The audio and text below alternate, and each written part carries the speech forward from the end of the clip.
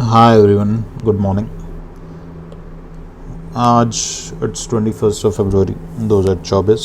ज़्यादा टाइम है नहीं अभी हमारे पास, but we should be able to squeeze out around 40 to 45 hours in total. Around 50 hours तो निकल जाने चाहिए, तो इतना टाइम है अभी हमारे पास जो हम कर सकते हैं। तो main these are just random videos that I am making. इनमें we don't have any specific subject और topic on which we need to talk about, but ये वाली वीडियो में मुझे स्पेसिफिकली अपने आप को क्या याद दिलाना था कि I have to complete now. First is situational questions and second is complex questions, complex and debatable questions.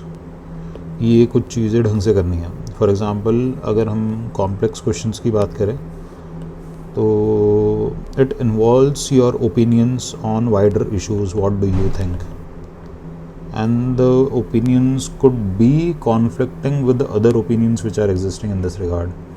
For example, let's take the example of affirmative action, or in simple terms we call it as a reservation. ठीक है, तो इस पर simple मतलब question ये हो सकता है कि what are your opinions on reservation, what do you think. Question starts from here, what is your opinion on reservation, what do you think reservation should be there और नॉट। पहली चीज़ यहाँ से शुरू होती है। अब it depends on whether you believe that reservation has to be there और नॉट। आगे क्वेश्चंस खुलते जाते हैं।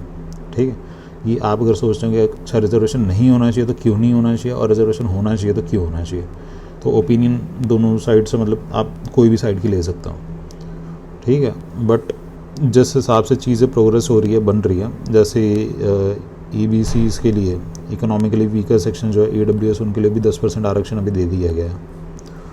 ठीक है, and supreme court even in case of judgements of supreme court now two kinds of backwardnesses, that is socio and economic backwardnesses, have been taken into account while making this decision specifically for the EWS वाला आरक्षण। तो we are seeing here that the reservation as a concept is getting broadened। ठीक है, first thing is it is getting expanded, it is not getting reduced, it is also undergoing constitutional scrutiny, and it is able to pass through that constitutional scrutiny in certain regards, in certain cases, and in other cases it is not able to pass through that scrutiny.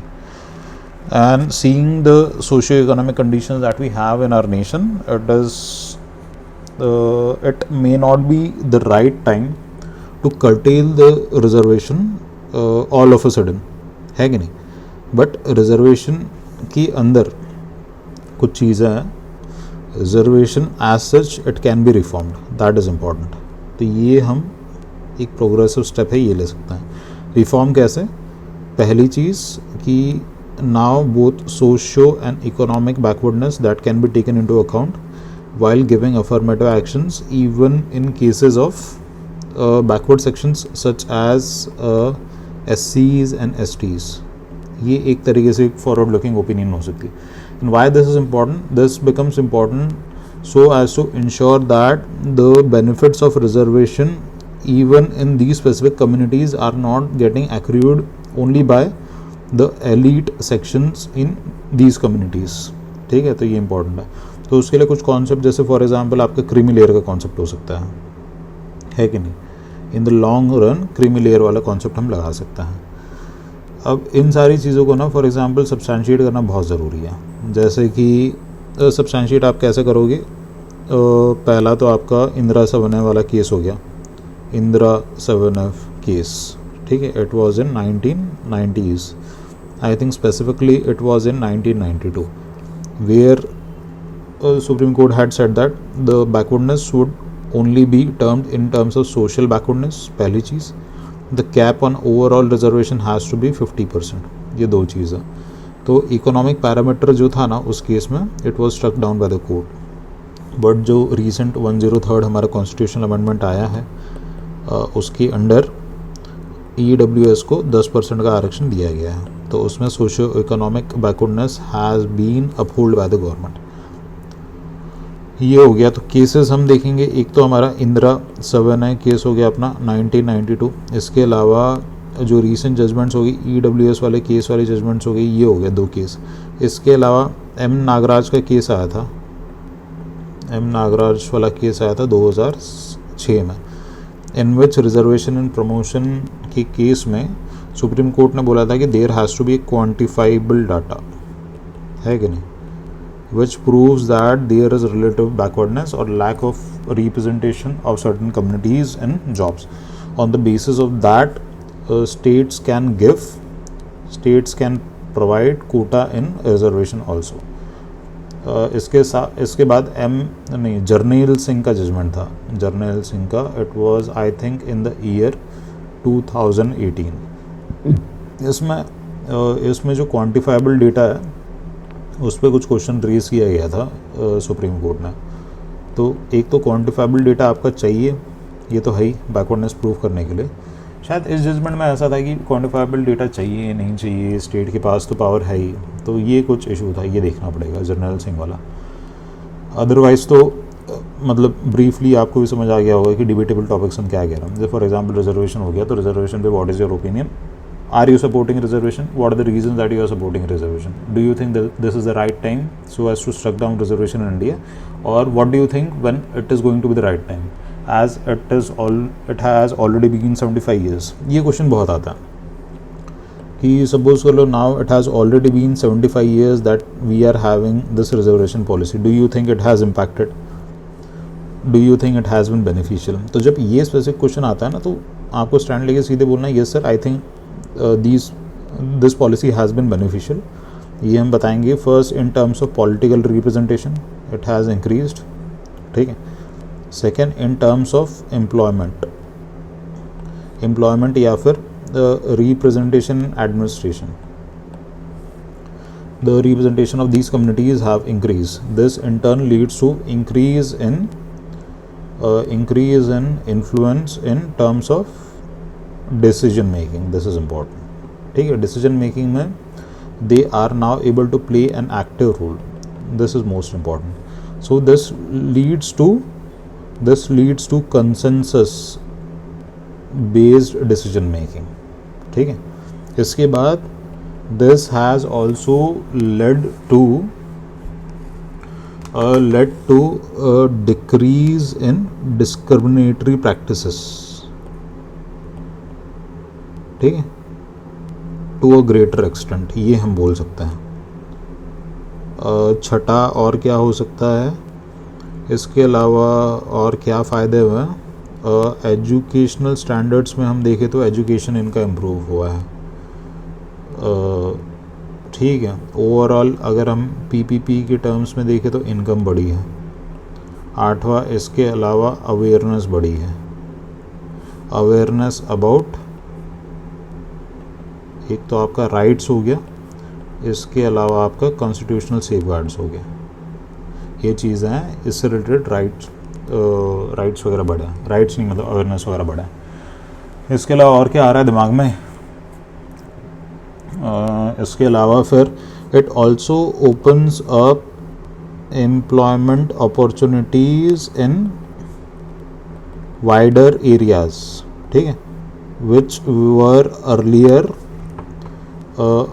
Kind of closed for them, ठीक है. जो पहले बंद थे अब वो खुल गया, अब ये इनमें भी जा सकते हैं. फॉर एग्ज़ाम्पल एंटरप्रेन्योरशिप कर सकते हैं, ठीक है.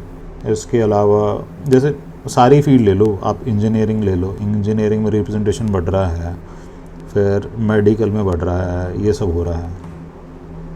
तो ये सारी चीज़ें करनी चाहिए. तो फिर इस पे ना अब घुमा फिरा के फिर जब वो अगर अंदर चले जाए ना क्वेश्चंस के, तब आता मज़ा. अब ये क्वेश्चन फिर ये कह सकते हैं फिर सीधे, for example let's say now 10% quota has been given to the Marathas in Maharashtra, ठीक है. 10% कोटा दिया है, मतलब now the bill has been passed, bill pass किया गया. अभी वो हाई कोर्ट में जाएगा, सुप्रीम कोर्ट में जाएगा, वहाँ पे उसकी स्क्रूटिनी होगी, उसके बाद ये देखा जाएगा whether it will be upheld और नॉट. अब इस केस में what do you think this kind of reservation should be there, और 10% reservation has to be there for the Marathas. तो इस केस में जो हमें स्टैंड लेना है या फिर आर्गुमेंट लेना है वो किन पैरामीटर्स के बेसिस पे होगा. तो इसके लिए हम ये बता सकते हैं to check whether this 10% affirmative action is valid or not. I think there have to be certain parameters which needs to be seen. First is whether the community has faced any kind of social backwardness historically, पहली चीज़, ठीक है. Second, whether the community has been discriminated, there is the second one, historically. Third, whether the community fits into the parameters under which EWS reservation has been given by the central government. ठीक है, ये तीन चीज़ें होगी. चौथी, whether there is any quantifiable data that shows the lack of representation of this community in administration, in educational institutions, in government jobs, and in politics. Now, based on all these parameters, if it is proved that the community is relatively backward, and it needs reservation for its upliftment, only in that case the 10% reservation could be upheld, ठीक है, और should be given. ये है. और इसमें भी when we see the previous context, this 10% EWS bill, this 10% reservation bill for Marathas has already been brought 3 times by Maharashtra government before, and this bill has been struck down by the judiciary every time, है कि नहीं. तो even by seeing the precedent, it seems that the bill may not pass the judicial scrutiny. तो फिर क्यों करते हैं ये पॉलिटिकल पार्टीज ये सब? Because reservation is also a political instrument so as to garner votes and ensure seats in the next elections. ये हमने सिर्फ एक रिजर्वेशन के पर्सपेक्टिव से कॉम्प्लेक्स इशू हमने डिस्कस करने का प्रयास किया कि क्या क्या हो सकता है. तो रिजर्वेशन हो गया एक कॉम्प्लेक्स इशू. उसके बाद second question 2, this is also very interesting. For example question यहाँ से शुरू होता है कि what is Gujarat model of development.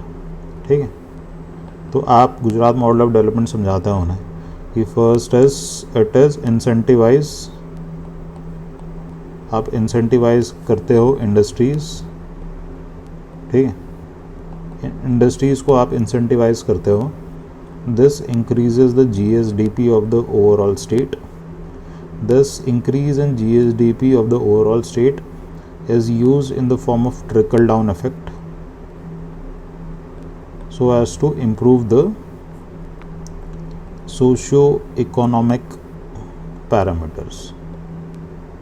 ठीक है, in simple term socio economic parameters में आपका क्या आ जाएगा? आपका आ जाएगा हेल्थ, आपका आ जाएगा एजुकेशन, आपका आ जाएगा वेलफेयर ऑफ बैकवर्ड सेक्शंस.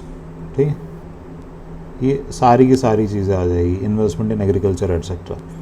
अब आप इंडस्ट्रीज़ हैं, इंडस्ट्रीज़ को इंसेंटिवाइज कैसे करते हैं? इंडस्ट्रीज़ को इंसेंटिवाइज करने के लिए first ease of doing business करता हूँ. ईज़ ऑफ डूइंग बिजनेस के लिए आप क्या करोगे? आप सिंगल विंडो क्लियरेंस रखोगे, फिर टैक्स इंसेंटिव्स रखोगे. इसमें टैक्स हॉलीडेज़ भी आ सकते हैं, टैक्स एग्जम्पशंस भी आ सकते हैं. इसके अलावा आप SEZs क्रिएट करते हो. इसके अलावा आप land acquisition at nominal cost देते हो. जैसे कि for example recent semiconductor policy वगैरह में बोला है कि फर्स्ट 200 एकड़ of land will be procured at a very nominal price, ऐसा कुछ है. तो ये करते हो. SEZs बनाते हैं, वो देख लिया. स्पेशल इंडस्ट्रियल रीजन्स बनाते हैं, ये देख लिया. इसके अलावा आप क्या करते हो? आपको जो ट्रांसपोर्ट वगैरह है, मतलब मेनली जो कैपिटल इंफ्रास्ट्रक्चर है, ये आप बहुत अच्छा बना लेते हो. जैसे गुजरात के जो हाईवेज़ हैं, ठीक है, तो इन टर्म्स ऑफ कनेक्टिविटी बहुत अच्छी है. फिर आप कैपिटल इंफ्रास्ट्रक्चर में क्या करते हो? आपको पोर्ट्स वगैरह आपने डेवलप कर दिया. This facilitates import and export. ये हो गया. इसके अलावा you also try to create a kind of network effect so that multiple industries can come into the state and it can establish itself, and it also has a precedent of success of various industries that have already come in the state. तो इस तरीके से आप ease of doing business ये सब ensure करता है।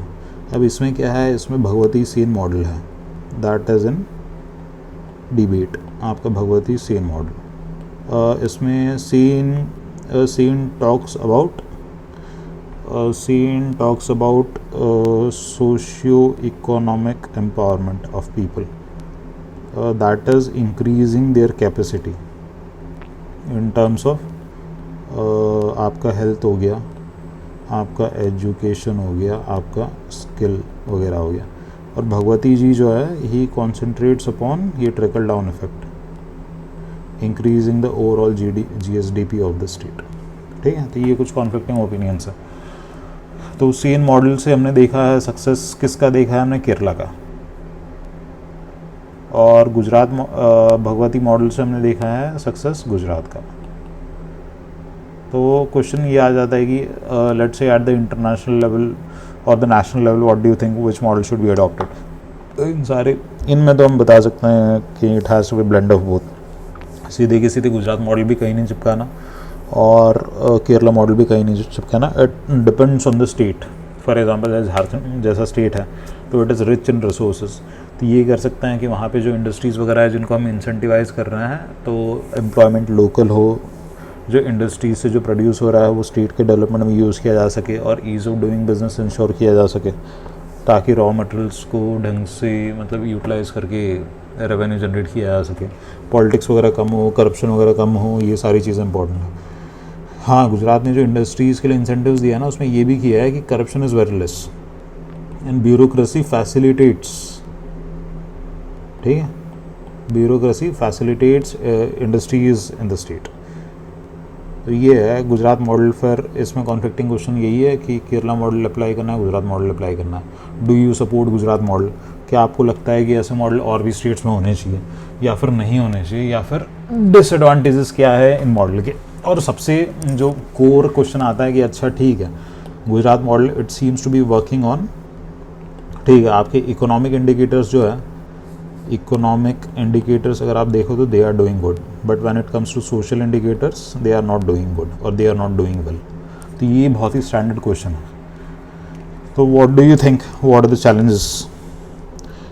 तो इसमें भी हमें मतलब जो स्टैंड लेना है वो ये लेना है कि sir even in case of socio economic indicators Gujarat is doing fairly well, ठीक है। This can be seen, for example, in terms of health. The infant mortality rate has come down to 27. Maternal mortality rate has come down to 54. In terms of education, the dropout rate of children of 1st to 8th standard, it has come down to 3% from earlier of 37%. है कि नहीं? इन सारे तरीके से बता सकते हैं। Apart from that in case of agriculture the state has witnessed a double digit growth rate that is of more than 10% in the last decade. Apart from that even the real growth rate that we have for the state is 10.9%. that is way more than what we had for the nation, ठीक है। तो in this terms even apart from this, for example जैसे per capita income है state में, तो in real terms it is 1.7 lakh per annum, ठीक है। तो it is more than national average. तो Gujarat is improving the economic benefits that we are having, they are percolating towards the social sector also. Apart from this even in case of unemployment rate it is lowest इन गुजरात, ठीक है। In corruption Gujarat has been ranked best, least corrupt state, ठीक है। Also in terms of digitization we are seeing in case of delivery of services, now all the villages, all the gram panchayats in Gujarat are getting connected through internet, through the common service center through which the services are getting delivered, ठीक है। तो हम ये देख रहे हैं कि अच्छा डेवलपमेंट तो हो रहा है, हर जगह हो रहा है, सोशल इंडिकेटर्स में भी मतलब परकुलेट होता जा रहा है, ठीक है। तो स्टेट एज सच प्रोग्रेस कर रहा। अब इस पे एक्सट्रीम पे आगे क्या क्वेश्चन आ सकता है, मतलब क्वेश्चन ये आ सकता है कि no I don't think that Gujarat model is progressing as we see there lot of development disparities that are existing, for example in the backward regions of जैसे Dahod, Narmada, Dang, even in case of Kutch we see that there exists development disparity. So what are your views on that? तो development disparity पे क्या views है आपके? ये चीज़ जब ये बताते हैं तो हमें ये बताना है yes sir, for example 50% of the population in Gujarat is living in 7 cities, है कि नहीं? पहली चीज़. Second, there has been rural urban disparity that is existing, that is for sure, and that is existing across the nation, but in absolute and in relative terms Gujarat is doing way better than most of the states in India. ठीक है, पहली चीज़. Even in case of rural areas we have employment sources in terms of agriculture. Hand writing थोड़ी ढंग से कर लेते हैं यार, इतनी गंदी नहीं लिखनी, गंदी लिखने से मज़ा नहीं आता. तो even in case of rural areas, ठीक है, we are witnessing growth, we have employment opportunities in terms of agriculture. Agriculture is very productive. We have cooperative sector. We have migration is very low, और migration is nodal in nature, that is limited to the nearest cities only. ये देखता हूँ. इसके अलावा जैसे farm suicides वगैरह हो गया तो ये गुजरात में बहुत कम है कि नहीं? तो ये बहुत कम है. माइग्रेशन भी कम है. कोऑपरेटिव्स हमारी बहुत अच्छी है. एग्रीकल्चर हमारा अच्छा डेवलप हो रहा है. इसके अलावा हम बता सकते हैं कि there are multiple nodes of development in Gujarat. Multiple nodes मतलब इंडस्ट्रियल नोड्स हो गए आपके. मल्टीपल नोड्स में हम बता देंगे कि ये आपका अहमदाबाद वाला रीजन हो गया, राजकोट वाला रीजन आपका डेवलप हो रहा है, भावनगर वाला रीजन यहाँ पे हो रहा है. फिर आप ऐसे नीचे जाते हो तो यहाँ पे आपका ये ले लो, भरूच ले लो, वडोदरा ले लो, ये वाला रीजन पूरा डेवलप है. नीचे आपका सूरत हो गया. सूरत के बाद क्या आ गया? सूरत नवसारी हो गया, ये भी आपका डेवलप्ड है. ठीक है, तो इस तरीके से ओवरऑल नोड्स ऑफ डेवलपमेंट है. यहाँ पे आपका कांडला, मुंद्रा ये सब हो गया, तो ये भी डेवलप्ड रीजन्स है. तो इस तरीके से ना डिस्ट्रीब्यूटेड डेवलपमेंट हो रहा है गुजरात के अंदर. तो डिस्ट्रीब्यूटेड डेवलपमेंट हो रहा है, तो that is the main reason कि इवन इन रूरल ग्रोथ भी हमारी बहुत अच्छी है. सही है, अच्छा चल रहा है. डेवलपमेंट डिस्पैरिटी को भी हमने अच्छे से काउंटर कर लिया. तो ये कॉम्प्लेक्स क्वेश्चंस है ना. एक तो रिजर्वेशन देख लिया, एक ये देख लिया गुजरात मॉडल वाला. उसके अलावा और क्या हो सकता है कॉम्प्लेक्स क्वेश्चंस, मतलब ऐसे ही दिमाग में आते रहता है, तो उनके लिए क्या करना है. क्वेश्चन थर्ड कॉम्प्लेक्स क्वेश्चन और क्या आता है, जैसे क्रिकेट से रिलेटेड आ जाता है. Do you think that due to cricket other games in India are not getting their due shares, और do you think that cricket is over hyped in India. तो ये सारी चीज़ें हैं. अब यहाँ पे आपको ये भी दिखाना है कि आप क्रिकेट से रिलेटेड हो, आपका एक कनेक्ट है क्रिकेट के साथ, but you are also pragmatic in your thinking that yes, you think that other games in India also needs to have their due share. तो यहाँ बताना आपको, हाँ क्रिकेट जो है, क्रिकेट इज़ वेरी पॉपुलर. तो इसके मेन रीजंस क्या है आपके? एक तो इमोशनल कनेक्ट है, पहली चीज़. सेकंड हिस्टोरिकल रीजंस हैं, जो हमने टूर्नामेंट्स वगैरह जीते हैं, जैसे 1983 का वर्ल्ड कप हो गया, उसके बाद हमने 2007 का T20 जीता, फिर 2011 में हमने वर्ल्ड कप जीता. तो ये रीज़न्स हो गए. इसके अलावा इकोनॉमिक रीज़न्स हो गए कि बहुत सारा पैसा डाला जाता है. चौथा है media has played the main role in developing the cult of cricket. ठीक है, और क्रिकेट में भी हम स्पेसिफिकली देखिए तो only male cricket gets the cult, not the female cricket. ठीक है, तो ये भी हमें देखने की ज़रूरत है. इन केस ऑफ अदर स्पोर्ट्स में इशू है. अदर स्पोर्ट्स में इशू ये है कि पहला तो पैसा जितना इन्वॉल्व है इन गेम में वो कम है. दूसरा, मीडिया का जो अटेंशन है ये कम है. ये दो हो गए. तीसरा, लोगों का जो इमोशनल कनेक्ट है ये लिमिटेड है. ठीक है, पॉपुलैरिटी जो है इन गेम्स की वो डिस्ट्रीब्यूटेड है, जैसे आपका फुटबॉल हो गया, तो फुटबॉल आपका कहाँ फेमस है? नॉर्थ ईस्ट इंडिया में, है कि नहीं? वैसे ही अगर आप बैडमिंटन देख लो, तो बैडमिंटन आपका कहाँ फेमस है? बैडमिंटन आपका फेमस है साउथ इंडिया में। इस तरीके से कुश्ती हो गया पंजाब वगैरह में, तो ये डिस्ट्रीब्यूटेड है। तो ये मेन रीजंस है। इसके अलावा क्या हो सकते हैं? इसके अलावा जैसे BCCI जैसी बॉडी है, तो ये जो बाकी स्पोर्ट्स है इसमें कोई ऐसी बॉडी नहीं है जिसका रेवेन्यू इतना ज़्यादा हो BCCI जैसा, है कि नहीं? और इसके अलावा ये है कि कोई भी स्पोर्ट्स को अगर आप पॉपुलर करना चाहते हो तो उसको टाइम लगता है। पॉपुलैरिटी, टाइम और एफर्ट, ये 2 चीज़ें लगती हैं, ठीक है? तो ये इनमें लगेगी। तो ये ग्रेजुअल स्टेट में ये बाकी जो स्पोर्ट्स हैं, तो इनके लिए क्या करने की ज़रूरत है कि बाकी स्पोर्ट्स भी पॉपुलर हो। व्हाट टू डू, बाकी स्पोर्ट्स भी पॉपुलर हो, इसके लिए सबसे पहले तो भैया पैसा डालो, दूसरा पब्लिसिटी करो, तीसरा आप इवेंट्स को ऑर्गेनाइज करो। IPL की लाइन्स पे हो गया, जैसे कबड्डी प्रीमियर लीग हो गया, फुटबॉल प्रीमियर लीग जो आता है, कुछ और नाम है उसका, फुटबॉल प्रीमियर लीग का ये आता है, इसको ऑर्गेनाइज़ करो। ये 3 चीज़ें हो गई।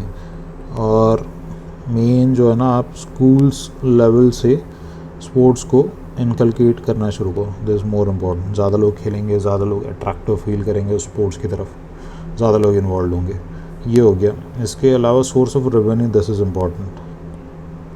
आप जो प्राइवेट कंपनीज ये सब है ना, इनको इंसेंटिवाइज करो कि ये स्पोर्ट्स वगैरह में इंडल्ज करें, इन्वेस्ट करें। जितना ज़्यादा पैसा आएगा उतनी ज़्यादा पॉपुलैरिटी होगी, उतना ज़्यादा मीडिया दिखाएगा, उतना ज़्यादा लोग गेम देखेंगे, उतना ज़्यादा गेम पॉपुलर होगा। उसके अलावा इंटरनेशनल क्लास के एथलीट्स हमें बनाना है, इस पे फोकस होना चाहिए। करप्शन वगैरह जो है इन बॉडीज़ में, जैसे हमने रिसेंटली रेसलिंग फेडरेशन में देखा था, तो ये सब इसको कम करने की ज़रूरत है, इसको हटाने की ज़रूरत है। तो इससे क्या होगा, लोगों का ट्रस्ट वगैरह बनेगा। इसके अलावा ये जो इनके रेगुलेटरी इंस्टीट्यूशंस है, ये सब है, इनका टाइमली ऑडिट करने की ज़रूरत है, ताकि जो पैसा वगैरह जा रहा है, पैसा सही तरीके से यूज़ हो रहा है नहीं हो रहा, तो वो सब देखा जाए। तो ये कुछ फैक्टर्स हैं। इतने पॉइंट तो ठीक है, बहुत है। तो ठीक है, ये 3 क्वेश्चन हमने देखे एकदम शॉर्ट एंड स्वीट तरीके से। एंड करते हैं इसको, अब नेक्स्ट वीडियो बनाएंगे तब देखेंगे। ये तो यहाँ पे नेट इतना स्लो है ना कि अपलोड ही नहीं हो रहा जो बना रहा हूँ। चलो ठीक है, कोई नहीं, बैठता हूँ वापस।